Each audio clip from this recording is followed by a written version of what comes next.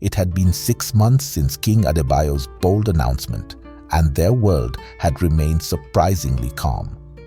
Every day, King Adebayo and Kwame cherished each other, savoring each touch and glance as if they were discovering the depths of their love for the first time. King Adebayo often found himself lost in wonder, gazing at Kwame with a mixture of awe and disbelief, as though he needed to remind himself that this dream was real. His heart swelled with gratitude that such a perfect love had found him, something he never thought was possible. Kwame, whose love for King Adebayo grew stronger each day, held on to him tightly in his sleep, fearful that he might wake up and find this paradise had vanished. The thought of losing King Adebayo was unbearable. One peaceful morning, as they enjoyed breakfast on the balcony, Kwame's laughter filled the air. He shared a funny childhood story, and King Adebayo watched him, completely captivated by the beauty of the man he loved. Unable to help himself, he leaned in to kiss Kwame, and just as their lips were about to touch, the moment was interrupted by the sound of hurried footsteps. Bursting through the door was Tayo, King Adebayo's 8-year-old nephew, his eyes sparkling with curiosity and a wide grin on his face. "Uncle Adebayo, Uncle Kwame," Tayo exclaimed, his voice full of excitement. "Guess what I found in the garden?" The two men pulled apart, sharing a knowing smile. King Adebayo turned to his nephew, his voice warm and affectionate.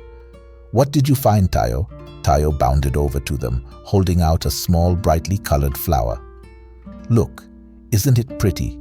Can we plant more like this?" Kwame chuckled, his heart melting at the boy's enthusiasm. "That's a beautiful flower, Tayo. We can definitely plant more."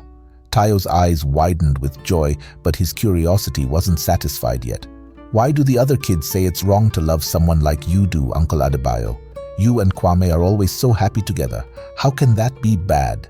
King Adebayo and Kwame exchanged amused, affectionate glances, touched by the simplicity and purity of Tayo's perspective. King Adebayo gently lifted Tayo onto his lap. "You're right, Tayo. Love that makes people happy can never be bad." Tayo nodded thoughtfully, his innocence a bright spot in times of uncertainty. "Can I have some juice while you tell me more about love?" King Adebayo laughed, hugging his nephew tightly. "Of course you can. Let's get you some juice, and then we'll tell you all about it." As they continued to chat and eat breakfast, King Adebayo and Kwame felt their hearts swell with a deeper sense of love and family. In Kwame's presence, King Adebayo found a solace he never knew he needed. His heart, once weighed down by the crown and its burdens, felt lighter, freer. But even as they basked in their happiness, shadows loomed beyond the palace walls. The kingdom buzzed with discontent. Whispers of betrayal and scandal permeated every corner. Rumors of rebellion were whispered in the shadows, and the council meetings grew increasingly tense as old allies questioned their loyalty. After King Adebayo's coming out, his former admirers now viewed him with skepticism, their respect eroded by his defiance of tradition. A storm was gathering as a result, and their world of bliss was about to face its greatest challenge. Unbeknownst to them, an old acquaintance was making his way to the palace, bringing with him a storm of his own.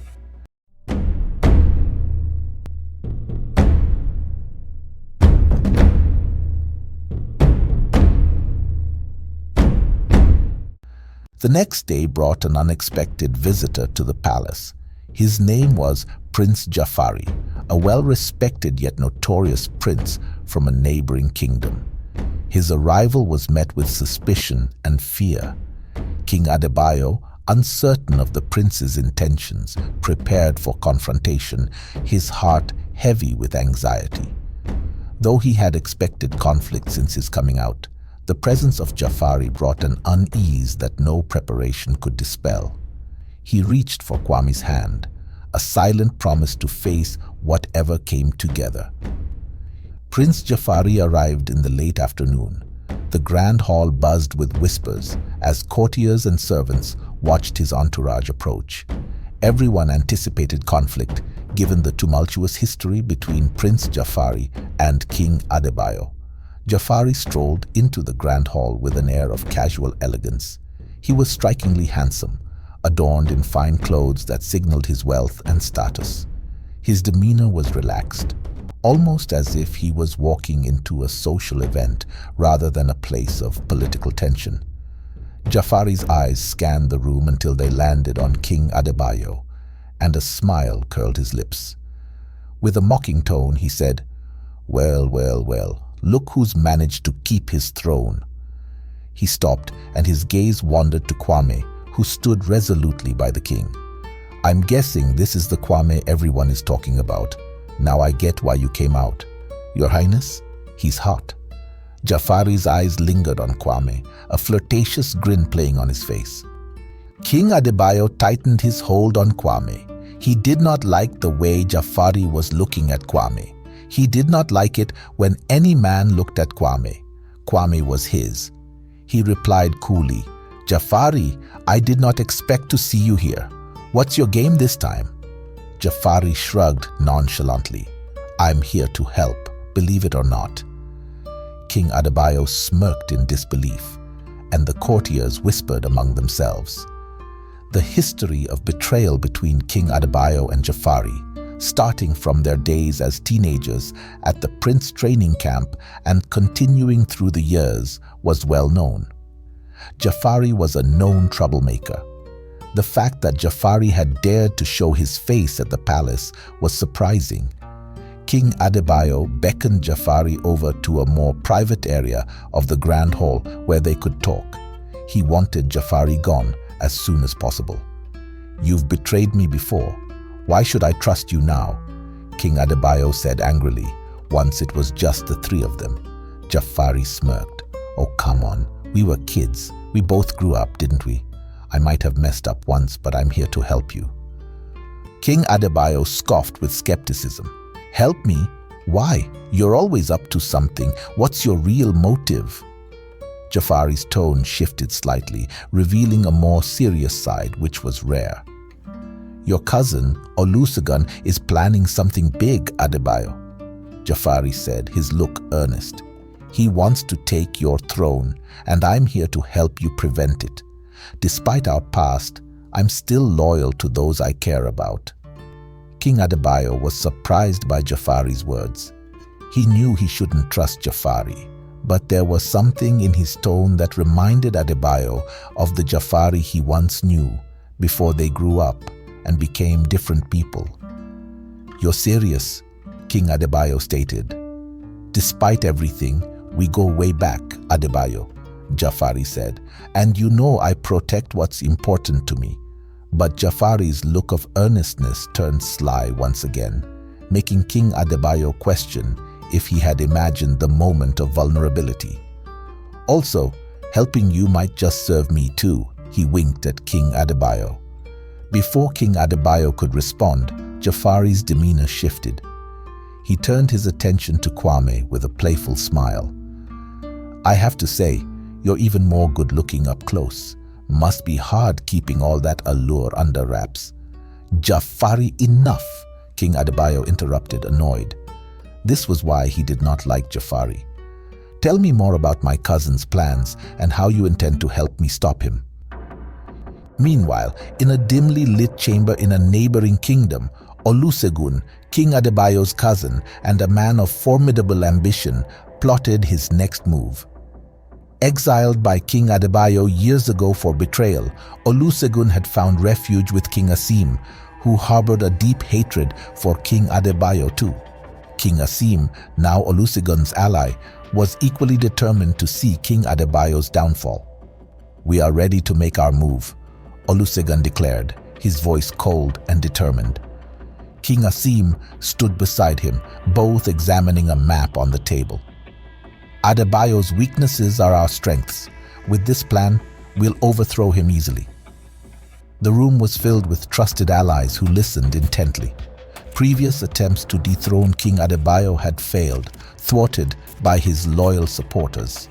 But now the landscape had changed. Since King Adebayo's declaration of love for a man, many of his former friends had turned against him, giving Olusegun and King Asim the perfect opportunity to strike. "We've failed before," King Asim said. "What makes this time different?" Olusegun's eyes gleamed with fierce determination. "This time, we have the support of Adebayo's former friends. They've lost faith in him, and their loyalty now lies with us, combined with the resources of your kingdom." He gestured to the opulent surroundings. "We have the strength to take him down." King Asim nodded, his expression hardening with resolve. Olusegun's elaborate schemes were designed to strike at the heart of King Adebayo's kingdom, setting the stage for a dramatic and dangerous clash. "Adebayo's isolation is our greatest weapon," Olusegun continued. "We will exploit his vulnerabilities and turn his former strength into his downfall." The room buzzed with the anticipation of impending conflict. Olusegun's plan was ambitious, but with newfound support and the element of surprise, it was within reach. The alliance between Olusegun and King Asim marked a formidable force poised to challenge King Adebayo's reign. As final preparations were made, Olusegun's thoughts flickered briefly to the past, to the friendship and trust he had once shared with King Adebayo. But those days were long gone, replaced by a burning desire for power and revenge. The coming days would mark the beginning of a new era, one that Olusegun was determined to shape with his own hands. Back in King Adebayo's kingdom, Kwame wandered the palace corridors with a heavy heart, feeling the weight of the world upon his shoulders. He had just left King Adebayo and Jafari, who were deep in strategic discussions. The constant bickering between the two had grown overwhelming, though Kwame saw a different side to Jafari, a side that hinted at potential friendship if only they could set aside their differences. But for now, Kwame focused on his own problems. Earlier, Kwame had prepared a basket of fruit, hoping to win over the Queen Mother. Adebayo loved his mother very much, and Kwame often longed to be close to her too. She was important to Adebayo, and Adebayo was important to him. Turning a corner, Kwame spotted King Adebayo's mother tending her garden. Their interactions had been limited to polite greetings. Kwame had tried to reach out to her over the last 6 months, but she stayed cold toward him. As he approached her with the fruit basket, his hope for a different reaction was strong. But the Queen Mother barely glanced at him and instructed him to leave the basket on the ground. Kwame's heart sank. He felt so out of place in King Adebayo's palace. While he loved Adebayo deeply and knew that the love was reciprocated, he struggled to find his place within the palace. Back in Ghana, Kwame had a clear sense of self and purpose. Here, he felt adrift, uncertain of his role beyond being the king's consort. He wanted to contribute more, but the palace staff seemed unsure of how to integrate him into their world. He could sense their scrutiny and hear their whispered judgments, which made him feel even more isolated. His fear of leaving the palace and facing an unknown world outside added to his loneliness. The palace, despite its beauty, felt like a cage, and Kwame longed for the sense of belonging he once had. As Kwame walked away with sadness, his thoughts turned to his own family, particularly Lumusi. The ache of missing her was so profound that sometimes it felt as if he could not breathe. He longed to share his feelings about Adebayo with her, feelings so intense they felt almost suffocating. The absence of his sister in his life was a void that nothing else could fill. Sitting on a bench in the garden, tears welled in his eyes. The only place where he felt completely welcomed in the world was in King Adebayo's embrace. His sadness was interrupted by the appearance of Tayo, the young prince. Tayo looked up at Kwame with a concerned expression. "You look sad," Tayo said. "You always look sad when you're not with Uncle Adebayo. Are you thinking about your sister?" Kwame was startled by the question. Could Tayo somehow sense his inner turmoil? "I miss her too," Tayo continued. "She's so pretty. I want to marry her." Kwame could not help but laugh, despite his bad mood. "You're too young to be thinking about marriage," he replied. "When is she coming back?" Tayo asked eagerly. "Can we go visit her?" Kwame's heart ached at Tayo's words. "She lives in Ghana, which is quite far from here," Kwame said, his voice tinged with longing. "I hope she'll visit us soon." As Kwame and Tayo sat on the bench, watching the birds flit about in the yard, Kwame felt a fleeting sense of comfort. Unbeknownst to him, Tayo had been secretly sending letters to Lumusi. In his letters, Tayo expressed his admiration for her, proposed marriage in a childlike manner, and conveyed how much Kwame missed her. He begged Lumusi to come and visit her brother, to bring some light into his life. Kwame's struggle was far from over, but in that quiet moment with Tayo, he found a small solace amidst his deep-seated fears and uncertainties. That same evening, the palace dinner table was bathed in the soft glow of candlelight, casting long shadows that flickered against the grand walls. Kwame and Jafari sat side by side, an uneasy camaraderie simmering between them. Jafari had been relentless in his efforts to befriend Kwame, and tonight, as the evening wore on and the wine flowed freely, he leaned closer, his voice laced with a casual menace. "You know, Kwame," Jafari said, his tone smooth and deceptive. "It's funny, I used to be quite close with Adebayo. We even had a bit of a thing back in the day, but he always was the type to have wandering eyes." Kwame's eyebrows lifted in surprise. "Really? I didn't know that." Jafari nodded, a mischievous smile playing on his lips. "Oh yes, and I heard he's rekindling something with an old flame. You should be careful. I think he's been spending quite a bit of time with that handsome guard, the one with the striking eyes."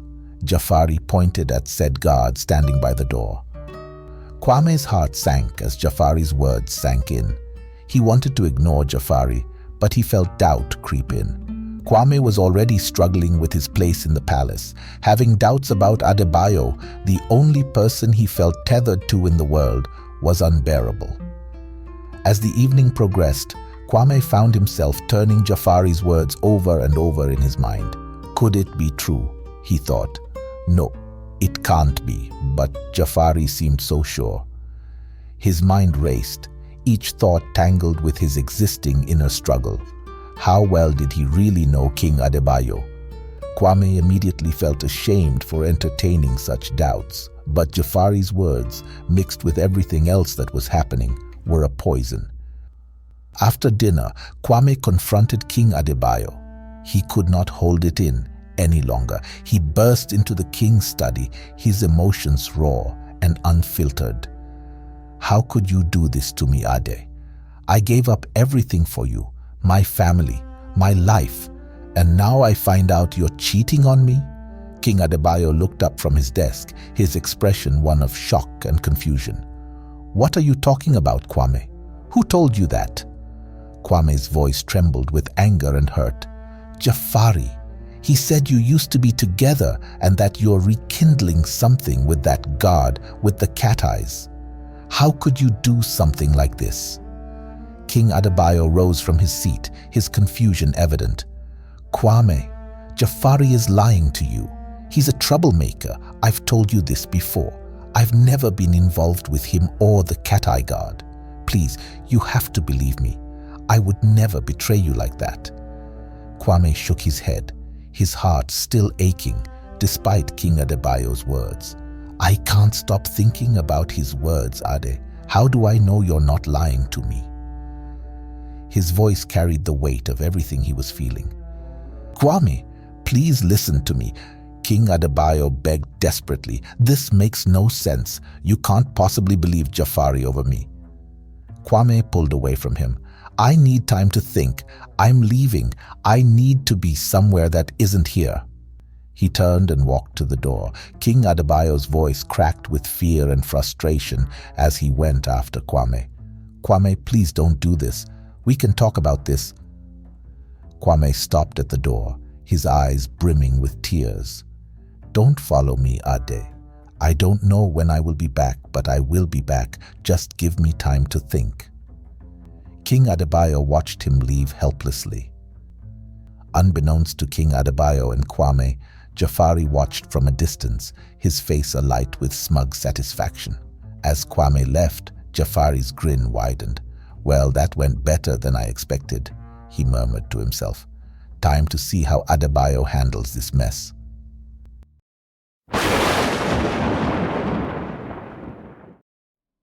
Kwame's steps were heavy as he walked away from the palace, his heart still aching from the confrontation with King Adebayo. He had no idea where he was going, but he kept walking. The quiet streets of the kingdom seemed unusually eerie as he wandered, lost in his thoughts and the weight of recent events. The moon cast long shadows on the cobblestone paths, making the surroundings appear alien and unsettling. Without warning, a group of masked men emerged from the shadows. They moved swiftly and silently, overpowering Kwame before he could react. A cloth was pressed over his mouth, and darkness swiftly engulfed him as he struggled in vain. The last thing he heard was the muffled sound of his own gasps before he succumbed to unconsciousness. Nearby, Bisi, a palace guard assigned by King Adebayo to ensure Kwame's safety, witnessed the abduction. Heart racing, he drew his sword and charged at the assailants. "Let him go!" he shouted. Despite his bravery, Bisi was quickly overpowered and beaten badly.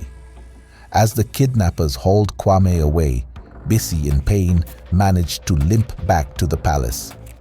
Upon arriving, Bisi burst into the grand hall, his face bloodied. "Your Highness!" he called out urgently, catching King Adebayo's attention. "Kwame has been kidnapped. I tried to stop them, but there were too many. I'm so sorry." King Adebayo's face turned pale. What? How could this happen? His voice was a mix of panic and fury, his heart pounding with dread. The fear of losing Kwame gripped him like a vice. He envisioned the worst, his mind swirling with images of Kwame in danger, helpless and alone. He immediately ordered all his guards to assemble, and as they prepared to head out on a search for Kwame, Jafari walked in, yawning and rubbing his eyes. "What's all the clamor about?" he asked, still half asleep. Without a word, King Adebayo's fist connected with Jafari's face, sending him staggering back. The king's fury was palpable, his fear for Kwame transforming into a raw, uncontainable rage. The punch was an explosion of all his pent-up emotions, betrayal, desperation, and an overwhelming need to protect the man he loved. "Let's go! We must find him!" King Adebayo shouted at his men, his voice trembling with urgency, and they marched out, ready to do whatever it took to bring Kwame back. King Adebayo did not have to search long for Kwame, though. The next morning, a message arrived at the palace from Olusegun, declaring that he had Kwame. If King Adebayo wanted him back, he needed to meet Olusegun at midday to discuss terms. At the agreed time, King Adebayo, accompanied by Jafari, approached the meeting place. The air was thick with tension, soldiers heavily guarding both sides. King Asim, Olusegun's ally, stood menacingly beside Olusegun, their presence adding to the heavy atmosphere. King Adebayo's heart pounded as he faced his adversaries. "Your terms?" he demanded, his voice steady but his mind in turmoil. Olusegun smirked, savoring the moment. "Simple, your throne for Kwame." King Adebayo's heart dropped. He had always known his cousin wanted his throne, but hearing it from Olusegun's mouth directly was still jarring. He loved his kingdom and the people who depended on him, but the thought of losing Kwame was unbearable. Even without thinking, he knew who he would choose. He wished he didn't have to make that choice. His mind raced, torn between duty and love and the heartache of having to constantly choose. Jafari, sensing King Adebayo's internal struggle, interrupted the conversation and pulled him aside. "Adebayo, what are you thinking?" Jafari asked. King Adebayo's eyes were filled with anguish. "I'm willing to give up my throne for Kwame," he whispered, his voice breaking. Jafari stared at King Adebayo, a mix of shock and realization washing over him. He had never seen Adebayo like this, so vulnerable and desperate. King Adebayo was the friend you turned to for stability and rationality in times of chaos. This side of him struck Jafari deeply, making him reflect on the havoc he had set in motion. He had never intended for things to escalate this far. His goal had been to stir up trouble, not to destroy lives. Watching Adebayo, Jafari realized just how deeply the king loved Kwame. It hit him hard. He had come to the palace to deal with Olusegun's schemes, but he had not anticipated Kwame's involvement. Overwhelmed by a surge of protectiveness, Jafari knew he couldn't stand by and watch his friend lose both his kingdom and his love. Adebayo wasn't in his right frame of mind. He wasn't thinking clearly. Jafari knew he had to do something.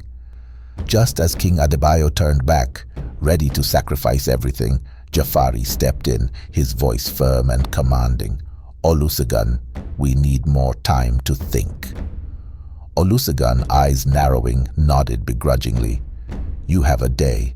As they parted, King Adebayo fixed his gaze on Olusegun, his voice low and menacing. "If anything happens to Kwame, I will kill you and everyone you love." The dark edge in his voice was unmistakable. Back at the palace, King Adebayo paced the grand hall, his mind swirling with fear and hope. The tension was almost unbearable, the stakes impossibly high. The Queen Mother attempted to soothe him, but he was beyond calm. Like Jafari, she was only now grasping the depth of Adebayo's feelings for Kwame, evident in his willingness to sacrifice everything for the man he loved. She approached King Adebayo cautiously and placed a steadying hand on his chest. "He will be okay," she said softly. King Adebayo stopped and looked down at his mother. "Now you care," he said bitterly. It was the first time he ever raised his voice at his mother. "He's been trying to win your approval, and you've treated him like a stranger. His family has rejected him because of me, and you could have made his life easier. I'm disappointed in you, mother." Jafari watched the confrontation with a heavy heart. Stepping in reluctantly, he knew they were running out of time. "My men and supplies have arrived. We need to move now," he said, his voice apologetic. King Adebayo followed Jafari out to the courtyard, where an entourage bearing Jafari's flag was arriving. Their horses kicked up clouds of dust as they galloped into the palace. "Are you sure this will work?" King Adebayo asked for what felt like the 100th time. They had spent the entire night devising a plan to outsmart Olusegun and save both Kwame and the throne. "It will work," Jafari assured him, his tone laced with confidence. "I'm the master of trickery, remember?" He winked at King Adebayo and then placed a reassuring hand on his shoulder. "Trust me, I started this mess. I'll help end it." King Adebayo wanted to believe him. If anyone could pull off a deception, it was Jafari. Yet doubt gnawed at him. The plan was to trick Olusegun into believing King Adebayo was abdicating the throne, then strike where he least expected. But what if it failed? The thought of jeopardizing Kwame's safety was unbearable. He had not slept since Kwame's abduction, and every breath without him was a painful reminder of his absence. His heart ached with every beat, the palace feeling emptier and colder without Kwame by his side. That's it for part 2, everyone. Please stay tuned for part 3. Will King Adebayo and Jafari's daring plan succeed? Will they be able to rescue Kwame in time? Will King Adebayo keep his throne? What new obstacles will they face? Will their love conquer all? And before I forget, will Lumusi give in to Tayo's relentless pleas to visit Nigeria? Leave a comment down below. Tell me your thoughts about this part and what you would like to see in the next part. And please don't forget to like, share, and subscribe.